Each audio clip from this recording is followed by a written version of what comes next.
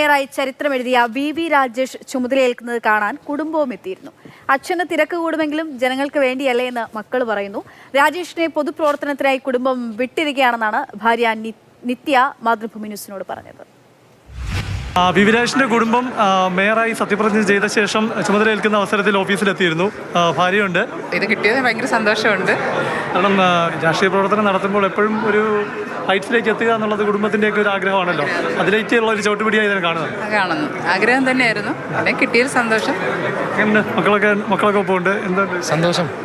വളരെ വലിയൊരു അവസരം. അച്ഛന് പാർട്ടി നൽകിയ സന്തോഷം, പാർട്ടിയും ജനങ്ങളും നൽകിയ സന്തോഷം. അച്ഛന് അല്ലെങ്കിൽ തന്നെ തിരക്കാണ്, അപ്പോൾ എപ്പോഴും കിട്ടാറില്ല. ഇനിയിപ്പോൾ കുടുംബത്തിന് കിട്ടുമോ? അല്ല, ജനങ്ങൾക്ക് വേണ്ടിയില്ല. അങ്ങനെയാണല്ലേ? ഞങ്ങൾ മനസ്സുകൊണ്ട് രാജേഷിനെ ഞങ്ങൾ പൊതുപ്രവർത്തനം വിട്ടേക്കാണ്. പിന്നെ ഈ ചെറിയ ആൾ നമ്മുടെ ഓഫീസിന് തൊട്ടൊക്കെ അടുത്തായതുകൊണ്ട് ക്രിക്കറ്റ് കളിക്കൊക്കെ സജീവമായിട്ട് അവിടെ കാണാറുണ്ട്. ക്രിക്കറ്റ് പ്ലെയറാണ്. അപ്പോൾ ഇനിയിപ്പോൾ അച്ഛനങ്ങ് ഫുൾ ജനങ്ങൾക്കിടയിലാണ്. മേയറല്ലേ, മേയർ ഇപ്പം നഗരപിതാവാണ്.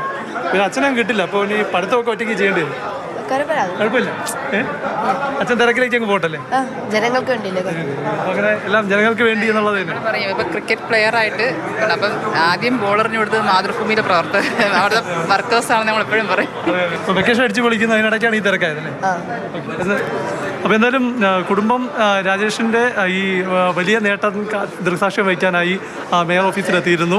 നഗരസഭയ്ക്ക് BJPയുടെ ഒരു മേയർ ഉണ്ടാകുമ്പോൾ ആ തലപ്പത്തേക്ക് ആര് എന്ന ചോദ്യത്തിന് ഉത്തരം തന്നെയായിരുന്നു രാജേഷിൻ്റെ കുടുംബവും തേടിക്കൊണ്ടിരുന്നത്. അതിനുത്തരം അവരുടെ വീട്ടിൽ തന്നെ ഉണ്ടായിരുന്നു എന്നതാണ് ഏറെ കൗതുകകരം. ക്യാമറ ശ്യാംകുമാറിനൊപ്പം പ്രശാന്ത് കൃഷ്ണ, മാതൃഭൂമി ന്യൂസ്, തിരുവനന്തപുരം.